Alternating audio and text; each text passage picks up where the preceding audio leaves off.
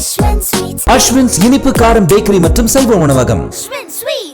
கரூர் மாவட்டம் கிருஷ்ணராயபுரம் பேரூராட்சியில் ஆக்கிரமிப்பு செய்யப்பட்ட அரசு புறம்போக்கு நிலத்தை அதிகாரிகள் மீட்க சென்றபோது அதனை ஆக்கிரமித்தவர்கள் தனது குடும்பத்துடன் ஜேசிபி முன்பு அமர்ந்து வாக்குவாதத்தில் ஈடுபட்டனர்.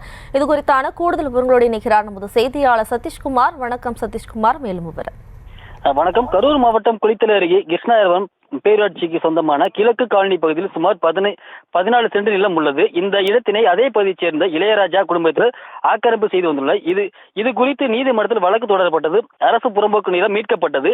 இந்த இடத்தில் பொது கழிவறை கட்டுவதற்காக பேரூராட்சி கூட்டத்தில் தீர்மானம் கொண்டு வரப்பட்டது. அதற்குரிய நிதி ஒதுக்கீட்டு செய்து டெண்டர் முடிந்தது. பிறகு தற்போது அந்த இடத்தில் கழிவறை கட்டுவதற்கான பணி இன்று தொடங்கியது. அப்போது அதே பகுதியைச் சேர்ந்த தியாகராஜன் மற்றும் அவரது தம்பி இளையராஜா ஆகியோர் இது எங்களுக்கு சொந்தமான இடம், எனவே இங்கு கழிவறை கட்டக்கூடாது என்று தடுத்து நிறுத்தினர். மேலும் இளையராஜா குடும்பத்தைச் சேர்ந்த பெண்கள், குழந்தைகள் ஜேசிபி இயந்திரத்தின் முன்பு அமர்ந்து ஆக்கிரமிப்பு அகற்றவும் தடுத்தனர். இளையராஜா மற்றும் வழக்கறிஞர் செந்தில் இருவரும் போலீசார் மற்றும் வருவாய்த்துறையினர் வாக்குவாதத்தில் ஈடுபட்டு தகாத வார்த்தையில் திட்டியதாக கூறப்படுகிறது. இதனைத் தொடர்ந்து மாயனூர் போலீசார் இளையராஜா மற்றும் வழக்கறிஞர் செந்திலை கைது செய்தனர். தொடர்ந்து லாலாப்பேட்டை இன்ஸ்பெக்டர் சரவணன் சம்பவ இடத்தில் இருந்து இருதரப்பு ஆவணங்களையும் சரிபார்த்த பின்பு அரசுக்கு சொந்தமான இடம் என்பதை உறுதி செய்தனர்.